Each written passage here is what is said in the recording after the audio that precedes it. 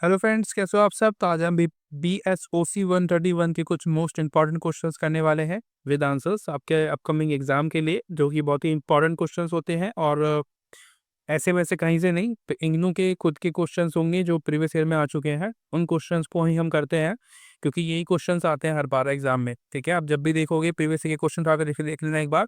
उन क्वेश्चंस को आप रिपीट होते हुए देखेंगे। कुछ क्वेश्चंस होते हैं रिपीट होते हैं, कुछ नए आते हैं ऑब्वियसली, कुछ होते हैं जो नए होते हैं। बस नए नहीं होते, वो पहले भी आ चुके होते हैं 2-3 साल पहले, तो वो उठा के देते हैं उनको। बस आपको मैं कहता हूँ कि 2-3 साल का पेपर जो है उठा के सॉल्व कर लोगे तो आपके अच्छे नंबर आ जाते हैं। कोई बड़ी बात नहीं है। और ऐसी ही वीडियोस अगर और देखनी है आपको आंसर्स वाली, तो लिंक मिला हुआ है डिस्क्रिप्शन में, आप जाकर देख सकते हैं। प्लेलिस्ट बनी हुई है पूरी। ठीक है, सबसे पहला क्वेश्चन है, एक विशेष क्षेत्र के रूप में सामाजिक मानव विज्ञान, फिर दोबारा से वही।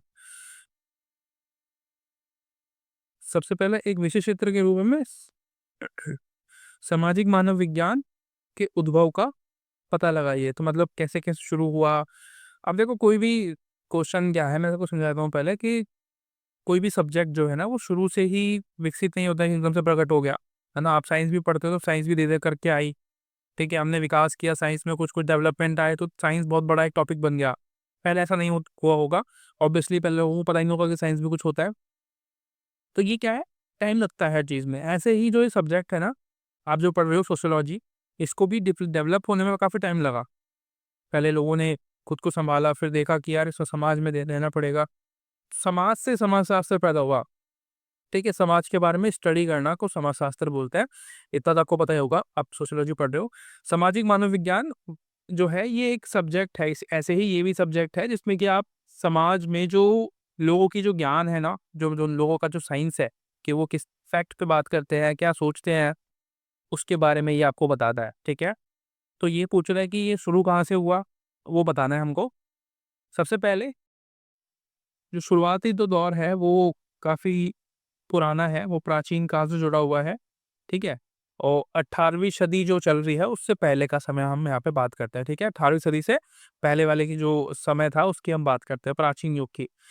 तो यहाँ पे क्या है, एक व्यक्ति है हेरोडोटस, काफ़ी पुराने हैं, जाने-मानी व्यक्ति है। इनका नाम आपने पढ़ा नहीं होगा इनके बारे में, पर सुना तो होगा नाम हेरोडोटस करके। तो इन्होंने एक रीति-रिवाज़ों का जो विवरण है वो दिया है।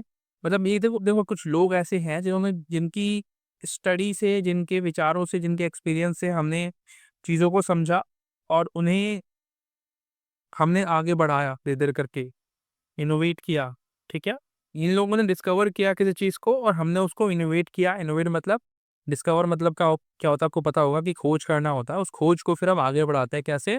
अब जैसे कि बल्ब की खोज हुई, उसको आगे बढ़ाया गया। आज आप देखते हो आपके घर में जो लाइट लगी होती है, काफ़ी कम वाट में बहुत अच्छी बिजली जो है आपको काफ़ी अच्छा उजाला देती है और अच्छी क्वालिटीज़ में आती है, राइट? तो ये क्या है, ये इनोवेशंस को बोलते हैं हम लोग। बल्ब का आविष्कार हुआ, उसको फिर हमने क्या किया, कुछ नया उसमें चीज़ों को बदलाव किया गया, उसके अंदर कुछ नई चीज़ें ऐड की गई, ठीक है? तो ये ऐसे ही हेरोडोटस ने भी कुछ रीति-रिवाज़ों को स्टडी किया होगा, तो वहाँ से जो है हमने सीखा कि जो लोग हैं ना, उनके व्यवहार है, उनको हम कैसे पढ़ सकते हैं, उनको कैसे समझ सकते हैं, उनकी स्टडी के आधार पे, ठीक है?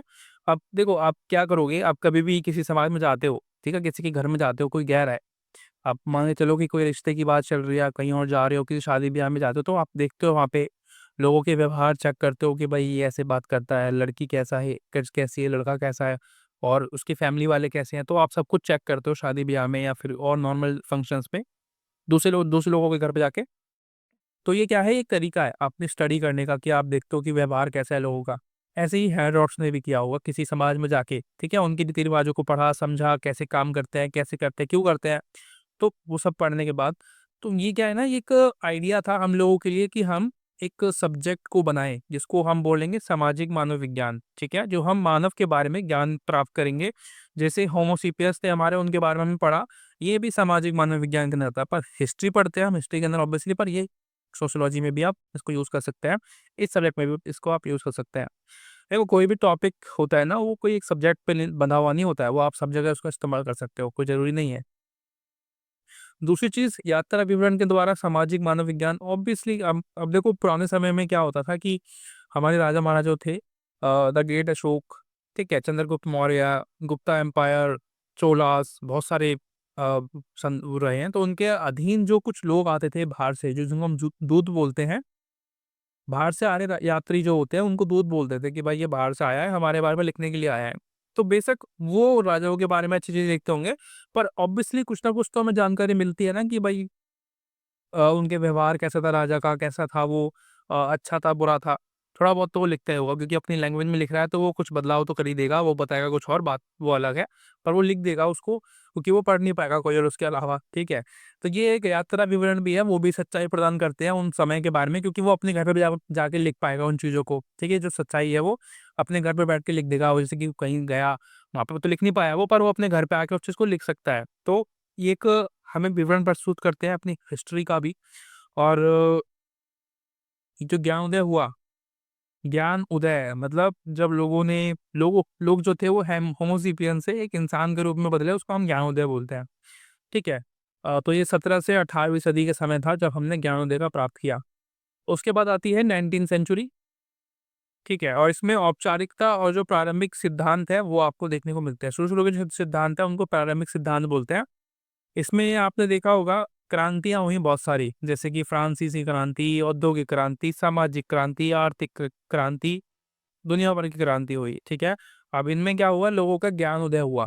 ज्ञान उदय मतलब समझ रहे हो ना आप? मैंने आपके ऊपर बताया ना प्रभाव, तो ज्ञान उदय मतलब लोगों ने देखा कि यार हमें स्टडी करनी चाहिए, हमें उद्योग लगानी चाहिए, ठीक है? और हमें मतलब पैसे को कमाना चाहिए, तो इस तरीके की जो ज्ञान की जो बातें थी वो शुरू हुई यूरोप में ऑब्वियसली।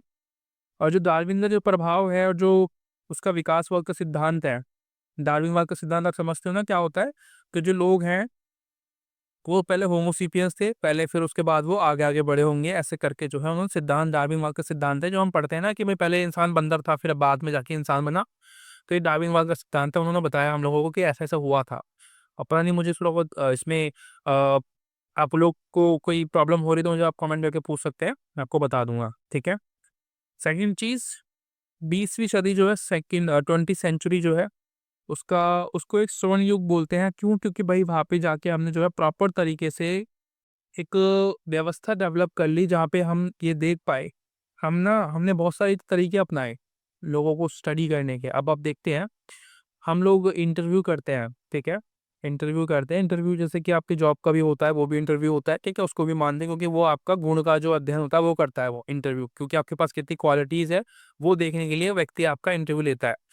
उसके अलावा फील्ड वर्क होता है, यानी कि जिसमें आप सर्वे करते हो, ठीक है? रिपोर्टर रिपोर्टिंग करते हैं, तो वो भी एक क्या है, ये फील्ड वर्क बोलते हैं इसको। रिपोर्टिंग जाके करना किसी जगह पे कि भाई यहाँ पे अभी प्लेन क्रैश हुआ है, ठीक है? अहमदाबाद में एयरलाइंस का, तो वहाँ पे आपने देखा जाके कि भाई क्या-क्या हुआ, कैसे-कैसे क्रैश हुआ, तो लोगों से पूछे आस-पास में जाके, ये फील्ड वर्क बोलते हैं इसको। ऐसे ही हम जब जनगणना करते हैं तो उस समय हम फील्ड वर्क करते हैं। हम जनगणना में क्या करते हैं, सर्वे करते हैं कि भाई इतने घर में इतने बच्चे हैं, इतने बुजुर्ग हैं, इतने पेरेंट्स हैं। इस तरीके से मतलब हम चीज़ों की जानकारी लेते हैं। तो ये जो व्यवस्था थी शुरू हुई कब? 20वीं सदी के बाद, ठीक है? या उसकी शुरुआत में। हम क्या पढ़ रहे हैं? टॉपिक देख लो, मैं इसलिए दिखा रहा हूँ बार-बार कि सामाजिक मानव विज्ञान का पढ़ रहे हैं। हम इससे भी हमें क्या पता चलता है सर्वे के बारे में? जब हम सर्वे करते हैं, इंटरव्यू लेते हैं किसी का, तो हमें पता चलता है कि लोगों की मानसिकता कैसी है। ये भी मानव विज्ञान का ही तो पार्ट है ना? उसके बाद दूसरी विश्व युद्ध की घटना के बाद प्रभाव भी देखने को मिला आपको। यानी कि जब सेकंड वर्ल्ड वॉर हुआ तो उसके बाद बहुत से लोग जो है उनकी जो माइंडसेट था वो बदल गया। सेकंड वर्ल्ड वॉर के बाद लोग काफ़ी डर गए, क्योंकि जापान पे बम गिराया गया, ठीक है? परमाणु बम गिराया गया, तो जापान भी डरा हुआ था कि सब कुछ खत्म हो गया था जापान एक तरीके से। और एक तरीके से उसके बाद शीत युद्ध शुरू हुआ, आपको पता ही है, 2 देशों के बीच में 2 ध्रुवों में बँट गया देश और पूरी दुनिया जो थी। तो वो सेकंड वर्ल्ड वॉर के बाद फिर वो सिस्टम शुरू हुए और फिर जो है नई-नई चीज़ें से सामने आई। तो कहने का मतलब ये है कि आप मानव विज्ञान समझ गए क्या होता है, कि जब हम मानव के बारे में अध्ययन करते हैं तो वो कहाँ-कहाँ से शुरू हुआ, कैसे विकास हुआ, तो उसके बारे में कुछ आता है यहाँ पे, ठीक है? और आज लिख लिख सकते हो आप अभी का। अभी आप मानव विज्ञानी जो है वो क्या इस्तेमाल करते होंगे, बहुत सारी तकनीक है, एआई का इस्तेमाल कर सकते हैं हम, गूगल का इस्तेमाल कर सकते हैं, ठीक है? डीप सीक है हमारे पास। उसके अलावा हम बहुत सारी हमारे पास मटेरियल है, हम लोगों के पास जाके फील्ड सर्वे कर सकते हैं, तो मल्टीपल हमारे पास चॉइसेस हैं। तो आज आप जो है इतना काम करना कि आप आज का लिख देना कि आज-आज क्या हम क्या कर सकते हैं, ठीक है? बाकी मैंने हिस्ट्री जो थी, जो पूछा था क्वेश्चन में, मैंने वो लिख दिया है, पर एक्स्ट्रा के लिए अगर कम पड़ जाता है बाय चांस तो आप लिख देना। आप बोलोगे कि एक पेज तो कम ही है, इसमें क्या ही आएगा? देखो पेज कम है मुझे पता है, लेकिन इसको आपको डिस्क्राइब करना है, ठीक है? जितने भी पॉइंट्स लिखे हैं इनको छोटा-छोटा सा जो है 2-3 लाइन में आपको डिस्क्राइब कर देना है। देखो ये जो एक पॉइंट है ना, ये एक पूरे पेज में आएगा आपका, ठीक है?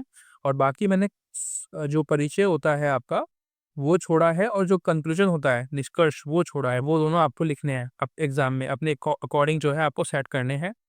जैसे क्वेश्चन बनेगा उसके अकॉर्डिंग वो बनते हैं, ठीक है? क्योंकि मैं यहाँ पे लिख दूँगा, वो सवाल वैसे नहीं बना, अलग तरीके से बना, तो वो आपका चेंज हो जाएगा उसका तरीका लिखने का, तो इसलिए उनको मैं नहीं लिखता हूँ, ठीक है? उनको मैं अवॉइड करता हूँ। सेकंड चीज़ है, क्वेश्चन जो है सेकंड, वो है राजनीतिक समाजशास्त्र किस तरह से समाजशास्त्र का एक उपक्षेत्र है। क्वेश्चन समझ गए होंगे आप कि भाई जो पॉलिटिकल सोशियोलॉजी है, वो समाजशास्त्र यानी कि सोशियोलॉजी से किस तरीके से उपेक्षेत्र यानी कि एक उपक्षेत्र है उसका, यानी कि आराम से समझो इस टॉपिक को, थोड़ा डिफिकल्ट सा लग रहा है सुनने में। आप आपने पॉलिटिक्स पढ़ी होगी। पॉलिटिक्स में जब हम ये देखो सोशियोलॉजी जो है ना, सोशियोलॉजी बहुत बड़ा सब्जेक्ट है, ठीक है? सोशियोलॉजी एक पूरा बहुत बड़ा सा घर है, जिसमें कि कमरे हैं बहुत सारे। उसमें से एक कमरा है पॉलिटिकल कमरा, जिसमें कि सोशियोलॉजी का छोटा-सा जो एक बच्चा है, पोता है, वो पॉलिटिकल है। यानी कि सोशियोलॉजी बहुत बड़ा एक एक विषय है, उसके अंदर एक टॉपिक है छोटा-सा, वो क्या है? पॉलिटिकल सोशियोलॉजी, ठीक है? तो ये पूछ रहा है कि ये कैसे-कैसे होता है? उपक्षेत्र जो है उसके बारे में पूछ रहा है कि कैसा है, एक्सप्लेन करो। तो मैंने क्या बताया है यहाँ पे, वो आपको समझना है। कह रहे हैं कि ये समझ को प्राथमिकता देता है। समझ मतलब किसके प्रति समझ? सामाजिक संरचना, यानी कि हमारी जो आस-पास में आप क्लास देखते हो, वर्ग, जाति देखते हो, रिलीजन देखते हो, ठीक है? कास्ट देखते हो, लिंग देखते हो, ये सभी चीज़ें जो है आपको पढ़ने को मिलती है किसमें? पॉलिटिकल सोशियोलॉजी में। क्योंकि ये जो टॉपिक्स है ना, ये सिर्फ़ सोशियोलॉजी के टॉपिक नहीं है, ये पॉलिटिकल के टॉपिक भी है और सोशियोलॉजी के टॉपिक भी है, दोनों के टॉपिक्स हैं ये। ठीक है? मैंने आपको बताया, ये आप हिस्ट्री में भी पढ़ते हो ये वाली चीज़ें, क्योंकि भाई समाज में महिलाओं के साथ पहले जो सती प्रथा थी, बाल विवाह, ये सब आप पहले भी पढ़ते हो, हिस्ट्री में पढ़ते हो, आज भी पढ़ते हो आप, है ना? और आगे भी पढ़ोगे, क्योंकि पॉलिटिक्स में आप देखते हो, आज महिलाओं को रिज़र्वेशन मिला है। क्यों मिला है? क्योंकि उनके साथ गलत हो रहा था, ठीक है? उनको हमें आगे बढ़ाना है। तो ये क्या है? ये सोशियोलॉजी का पार्ट था कि महिलाएँ एक सामाजिक मुद्दा है, लेकिन पॉलिटिकल मुद्दा भी है, ठीक है? तो ये जो चीज़ें हैं ना, समाज, जाति प्रथा, धर्म, ये हम इस चीज़ को अपनी हिस्ट्री में भी पढ़ते हैं, इसको हम सोशियोलॉजी में भी पढ़ते हैं, इसको हम पॉलिटिकल साइंस में भी पढ़ते हैं, ठीक है? तो सभी में ये आता है, इसलिए ये हमें ज्ञान देता है, हमें ये चीज़ों के बारे में जानकारी प्रदान करता है, ठीक है? दूसरी चीज़ सामाजिक प्रक्रिया, यानी कि सोशल एक्टिविटीज़ में आपकी जो है सामूहिक जो भी कार्रवाई होती है, जो आप संघर्ष करते हो, वो आपको पढ़ने को मिलता है। सामूहिक कार्रवाई मतलब अब आपको नौकरी नहीं मिल रही है, ठीक है? तो ये भी तो एक सामूहिक कार्रवाई है ना, आपके साथ और भी लोग हैं, आप अकेले नहीं हैं जिसको नौकरी नहीं मिल रही है। तो ये भी आप पढ़ते हो, ये पॉलिटिकल का मुद्दा है ना, ये समाज का भी मुद्दा है, बेरोज़गारी, समाज का भी है, पॉलिटिकल का भी है। और अंत्यक्रिया, यानी कि आपके निर्णय, सत्ता, आप कैसी रिएक्शंस करते हो अपनी पार्टीज़ के जो खिलाफ, कोई भी हमारे समाज में जो कुछ दल हैं, जो हमारे हित की बात कर रहे हैं, जो हमारी बुराई कर रहे हैं, जो धर्म के आधार पे बाँटने का काम कर रहे हैं, जो जाति प्रथा को बढ़ावा दे रहे हैं, तो वो धर्म, वो जो व्यवस्था है, उसको हम कैसे देखते हैं, हमारी जो सोच है, हमारे चिंतन है उनके प्रति कैसा है, तो ये सामाजिक मुद्दा भी है और ये पॉलिटिकल मुद्दा भी है, ठीक है? तो हमें वोट उसी को ध्यान रख के देना चाहिए, सामाजिक और पॉलिटिकल मुद्दे, तो दोनों को ध्यान में रखते हुए। उसके अलावा शक्ति और असमानता, ये भी आता है समाज में कि कौन, किस व्यक्ति के पास शक्ति है, और जो असमानता है वो कैसे हमारे ऊपर हावी है, किस तरीके से असमानता ने हमें खोखला किया हुआ है, हमें परेशान करती है असमानता, वो सारी चीज़ें आप यहाँ पे पढ़ते हो, इसलिए ये इम्पोर्टेंट है, क्योंकि ये हमें दोनों चीज़ें मिलती हैं यहाँ पे इन टॉपिक्स के अंदर, ठीक है? किसी सिर्फ़ एक टॉपिक नहीं पढ़ते हैं हम, समाजशास्त्र नहीं पढ़ते हैं, यहाँ पे हम राजनीति भी पढ़ते हैं, ठीक है? दूसरी चीज़ है, ये समाज पर ध्यान देता है, यानी कि उनके मतदान पैटर्न पर, उनमें समाज में सामाजिक आंदोलन की भूमिका जो है उसको हम समझ पाते हैं कि समाज में जो सामाजिक भूमिकाएँ हैं, आंदोलन के प्रति हम जब आंदोलन करते हैं तो उसका क्या फ़ायदा होता है समाज पे। तो पॉज़िटिव इम्पैक्ट भी पड़ता है, कभी-कभी नेगेटिव भी पड़ता है, ठीक है? समझ रहे हो? जैसे कि दांडी मार्च, ठीक है? नमक आंदोलन किया गांधी जी ने, और उसके अलावा बहुत सारे आंदोलन जो थे, उससे हमारे समाज पे इम्पैक्ट क्या पड़ा कि लोग साथ आ गए अंग्रेजों से लड़ने के लिए। उन पे एक शक्ति आई, एक एक ये आई कि भाई हमारे साथ में कोई व्यक्ति खड़ा हुआ है जिसको पता है कैसे क्या करना है, ठीक है? और एक तरफ और जो लोग थे, ठीक है, जैसे कि भगत सिंह हमारे, तो उन लोगों ने भी अपनी एक अलग भूमिका निभाई। देखो, मैं ये नहीं कह रहा हूँ, मेरा हमेशा ये रहता है कि दोनों तरफ से काम होना चाहिए। उन्होंने अपना काम किया गांधी जी ने, उसके अलावा जो भगत सिंह थे उन्होंने अपना अलग काम किया। दोनों के काम इंपॉर्टेंट है। हम ये नहीं कह सकते कि भाई गांधी जी ने अच्छा नहीं किया है, भगत सिंह जी ने अच्छा नहीं किया। दोनों ने बहुत बढ़िया काम किया अपनी अपनी जगह पे। कोई भी होता, कोई भी देशवासी हो सकता, कोई भी जो देश के प्रति मन मन मिटने के तैयार होता तो वो भी यही करता, ठीक है? तो उन्होंने किया भगत सिंह ने। उसके अलावा हमारे कल्चर के प्रति समाज में कैसी धारणा है लोगों के अंदर, और जो लिंग जाति है इसके प्रति कैसी धारणा है लोगों में, ये हमें क्या कहाँ से पता चलता है? सोशियोलॉजी और पॉलिटिकल दोनों का मामला ही है, ठीक है? तो यही पूछ रहा था कि वो कैसे कैसे संबंधित है, तो हमें सब बता दिया कि भाई दोनों आपस में बहुत ही ज्यादा संबंधित है। उन दोनों के एक दूसरे के प्रति बहुत ज्यादा घनिष्ठ संबंध है, ठीक है? क्षेत्र जो है, उनके क्षेत्र है, जो साइड जो सब टाइटल्स है वो सब कुछ जुड़े हुए हैं भाई, ऐसा नहीं है कुछ अलग अलग हो। ये जो समाजशास्त्र है ना, समाजशास्त्र बहुत बड़ी बुक है, और उसमें छोटा सा चैप्टर है, छोटी सी एक लाइन है जो कि राजनीति समाजशास्त्र के बारे में बताती है, ठीक है? इतना समझ लिया ना आपने, काफी है वैसे तो, पर और भी पढ़ लो। दूसरी चीज है विचारक, जो राजनीति के भी विचारक हैं, मतलब आपने देखा होगा बहुत सारे जो हमारे तो नहीं है, यूरोपियंस है बेसिकली, जैसे कि दुर्खीम है, तो इनके बारे में आपने पढ़ा होगा, कभी सोशियोलॉजी पढ़ते हुए आ रहे हो तो इनके बारे में जरूर पढ़ा होगा आपने, दुर्खीम के बारे में, कार्ल मार्क्स के बारे में, मैक्स वेबर के बारे में। तो ये सिर्फ अपनी सोशियोलॉजी पे ही विचार नहीं देते हैं, इनका जो विचार है ना, वो आपको पॉलिटिक्स में भी देखने को मिलेगा, इकोनॉमी में भी देखने को मिलेगा, ठीक है? सब जगह पे, और हिस्ट्री में भी ये अपनी विचार रखते हैं सब जगह पर। तो ये जो विचारक है ना, ये सिर्फ एक ही व्यक्ति के लिए, एक ही सब्जेक्ट के लिए लिमिटेड नहीं है, ये सभी में इनके काम आते हैं, ठीक है? तो समझ गए होंगे ना आप क्या मैं बताना चाह रहा हूँ आपको? और भी है इसमें। तो लास्ट है कि पद्धतिगत दृष्टिकोण। तो बेसिकली मैंने आपको शुरू में बता दिया था कि भाई हम कुछ मेथड्स का भी इस्तेमाल करते हैं समाज में स्टडी करने के लिए, समाज को जो हम पढ़ते हैं। सबसे पहला तरीका होता है हमारा सर्वे के थ्रू, ठीक है? हम सर्वे करते हैं, लोगों के पास जाके, लोगों के घरों में जाके पूछताछ करते हैं कितने लोग हैं, आप कैसे रहते हो, नौकरी कितने लोगों के पास है। तो ये क्या हो गया? सर्वे हो गया, जिसमें कि हमें पता चलता है एक प्रत्येक व्यक्ति के बारे में कि उसके घर में क्या चल रहा है, कितने लोग हैं, वो कितने लोग काम करते हैं, कितने लोगों के पास आधार कार्ड है, सब कुछ, ठीक है? और एक होता है मात्रात्मक विश्लेषण। मात्रा में मतलब बताया था मैंने आपको कि जिसमें हम इंटरव्यू लेते हैं लोगों का, मतलब फेस टू फेस बैठ के साक्षात्कार लेते हैं, उनके गुणों का अध्ययन करते हैं, ठीक है? सॉरी, जो गुण, सॉरी मैंने गलती से गुण बता दिया आपको। मात्रा मतलब होता है जहाँ पे आप लोगों की संख्या को गिनते हो बेसिकली, ठीक है? जैसे जैसे कि जनगणना में होता है। एक होता है गुणात्मक, ये मैं आपको ये बता रहा था कि जिसमें कि आप इंटरव्यू लेते हो, एक्सपीरियंस वगैरह जो होता है, आंदोलन के थ्रू जो हम कुछ चीज़ें सीखते हैं, करते हैं, तो उसको हम गुणात्मक बोलते हैं, ठीक है? इसको बोलते हैं क्वालिटेटिव मेथड। एक होता है ऐतिहासिक तुलनात्मक विश्लेषण, यानी कि जब आप हिस्ट्री को कंपेयर करते हो कि कौन सी ज़्यादा बेस्ट थी, कौन सी सभ्यता अच्छी थी, बुरी थी, इसको बोलते हैं। तो ये एक पद्धति है, मेथड है, जिसमें कि हम समझते हैं कि कौन किससे बेस्ट था, ठीक है? जैसे कि हम बच्चों में नहीं करते कंपटीशन, आजकल हम देखते हैं, हम हर जगह कंपटीशन है, हम छोटे छोटे बच्चों में करते हैं कि भाई तेरे नंबर कम आए हैं, तेरे ज़्यादा आए हैं। तो ये भी कंपटीशन है, हमने खुद पैदा किया है, हम क्या किसी से बोले। सेकंड चीज़ है, सेकंड क्वेश्चन है, समाजशास्त्र और मनोविज्ञान की मुख्य चिंताओं का वर्णन कीजिए। तो ये समाजशास्त्र अलग है, यहाँ पे पूछा गया है, और जो मनोविज्ञान है ये वो इसको अलग पूछा गया है, ठीक है? एक मत करना, अलग अलग पूछा गया है। तो सबसे पहले हम बात करेंगे समाजशास्त्र की चिंताएं। अब देखो, किसी भी सब्जेक्ट में चिंताएं क्या होती है? जिसमें वो चिंतन करते हैं ठीक है? सीधा सा टॉपिक है चिंताएं, मतलब जिसमें वो चिंतन करते हैं, सोचते हैं कि भाई हमें क्या क्या चीज़ों पर ध्यान देना है, ठीक है?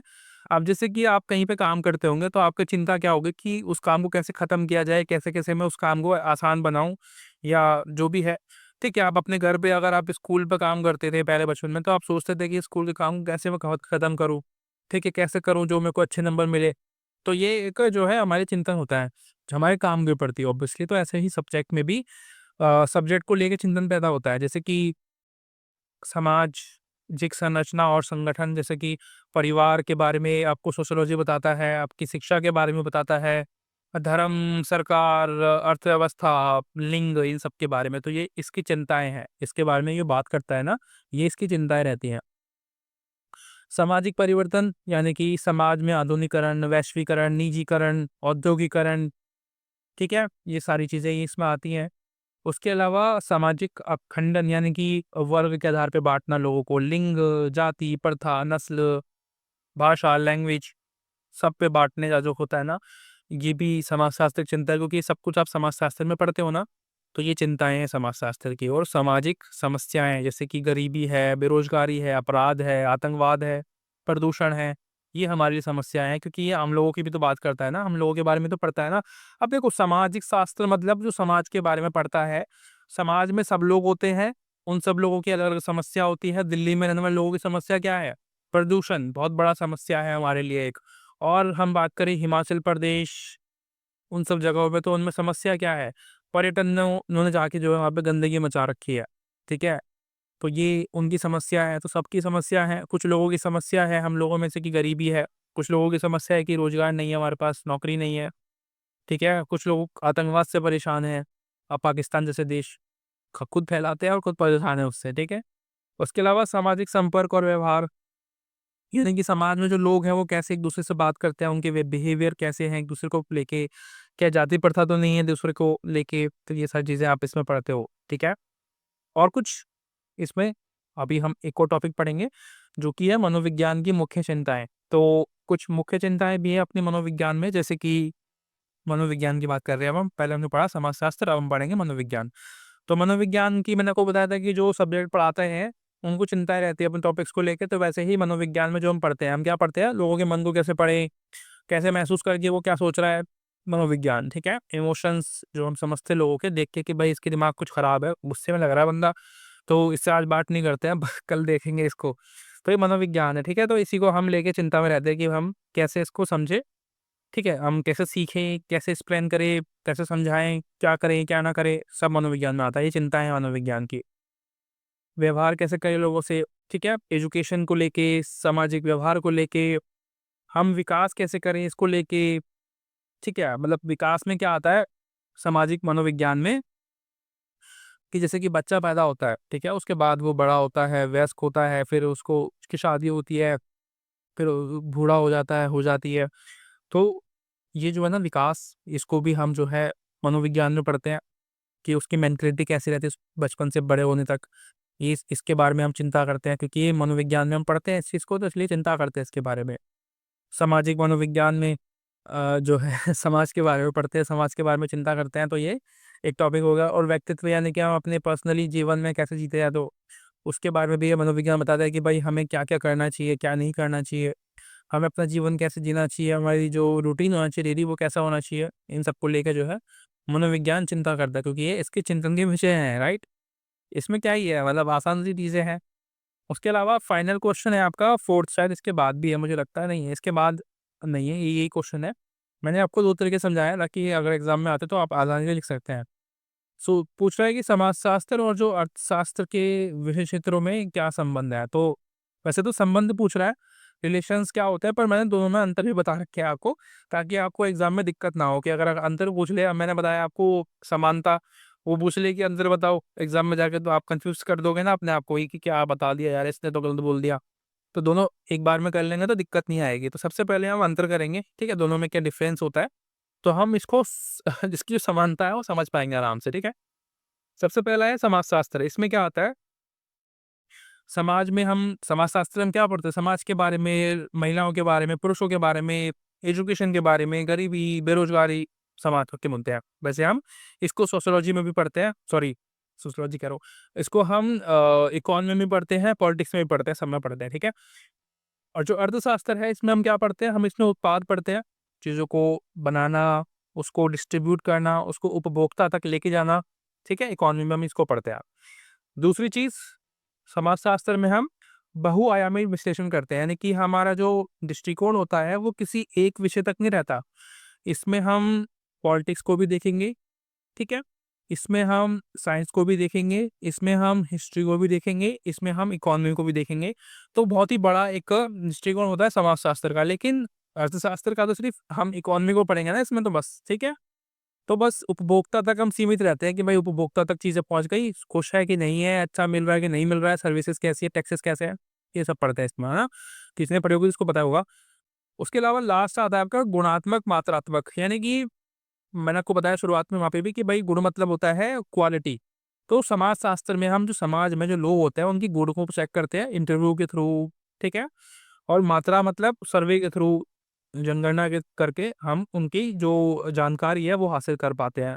किसमें? समाजशास्त्र में। लेकिन अर्थशास्त्र में हम केवल मात्रा के बारे में बात करते हैं, ठीक है? क्वालिटी के बारे में सॉरी क्वांटिटी के बारे में बात करते हैं कि कितना सामान बेचा, कितना खरीदा, कितना प्रॉफिट हुआ, कितना लॉस हुआ, क्वांटिटी, ठीक है? अब बात करते हैं इनमें संबंध के बारे में। तो सबसे पहला जो संबंध मुझे लगता है वो है सामाजिक लाभ और मूल्य।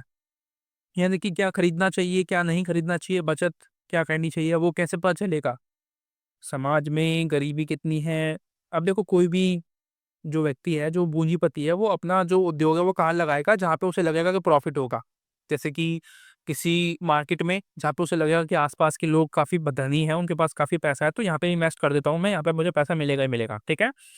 दूसरी चीज़ संस्थाएँ और नेटवर्क, यानी कि मार्केट कैसी है, फर्म कैसी है, वहाँ पे मुझे कच्चा माल मिल पाएगा कि नहीं मिल पाएगा, तो वो सब देखने के बाद ये सोशियोलॉजिकल भी चीज़ें यहाँ पे आती हैं, दोनों संबंधित है आपस में। समस्याएँ जो है वो देखेगा कि लोगों में गरीबी, शहरीकरण को लेके क्या चिंताएँ हैं, क्या समस्याएँ हैं, वो आप यहाँ पे पढ़ पाते हैं, दोनों को साथ में मिला के, ठीक है? परिवर्तन को देख पाते हैं कि समाज में मृत्यु दर जो लोगों में यात्राएँ हैं, ट्रैवलिंग करते हैं लोग, पॉपुलेशन की जो चीज़ें हैं वो आप देख पाते हो, दोनों में समाजशास्त्र और इकोनॉमी में। सामाजिक स्तर और वर्गीकरण यानी कि जो लोगों की धन और आय है उसके आधार पे जो है इकोनॉमी वाले देखते हैं कि भाई प्रोडक्ट बनने चाहिए कितने, उनकी क्वालिटी कैसी होनी चाहिए, उनकी प्राइसिंग क्या रहनी चाहिए ताकि लोग खरीद भी पाएँ। तो हर जगह पे जो हाँ, जो प्राइसिंग होती है वो अलग-अलग देखने को मिलेगी आपको। जैसे कि आप अब इंडिया में रहते हो तो इंडिया में प्राइसिंग अलग है, आप अमेरिका जाओगे तो वहाँ पे जो प्राइसिंग होगी उसी चीज़ की वो बढ़ जाएगी, ठीक है? तो क्योंकि लिविंग स्टैंडर्ड बहुत अलग है वहाँ पे, है ना? अलग है। तो इसीलिए। उसके अलावा नीति निर्माण में सहायता कर पाते हैं क्योंकि आपको पता चल पाता है कि लोगों के पास गरीबी कितनी है, तो इस हिसाब से आप समाज के लिए कुछ अच्छा काम कर पाएँगे, लोगों के हित के लिए काम कर पाएँगे इनडायरेक्टली कि भई लोगों में गरीबी ज़्यादा तो बेरोज़गारी को कम किया जाए, सबसे पहले तो, है ना? उनको नौकरी दी जाए। तो ये कैसे कर पाएँगे? आप सर्वे करेंगे, इंटरव्यू करेंगे तब जाके पता चलेगा आपको। तो ये सारी चीज़ें आपस में जुड़ी हुई हैं इस तरीके से, ठीक है? तो आशा करता हूँ वीडियो आपको ठीक-ठाक लगी है, जो भी आपके कमेंट हैं मुझे बता देना। वैसे आप करते-वर्ते तो हो नहीं कमेंट मुझे पता है, देख के भाग जाओगे, एग्ज़ाम देने जाओगे, सोचोगे कि पहले एग्ज़ाम कर लेती हूँ, फिर उसके बाद बोलूँगा। तो इतने में पता चल रहा है आप भूल जाओगे, एग्ज़ाम में बस आपका ध्यान कहीं और चला जाएगा और कमेंट मेरा गया। मेहनत करने का कोई फ़ायदा नहीं होगा वैसे, मुझे पता है, पर कोई बात नहीं, मेरा काम है, यूट्यूब चैनल बना रखा है मैंने, तो आप भी करोगे तो मैं ऐड से कमा लूँगा थोड़ा बहुत जो भी है 100-50 रुपए। Thank you so much for watching, मिलते हैं अगली वीडियो में, तब तक के लिए बाय बाय।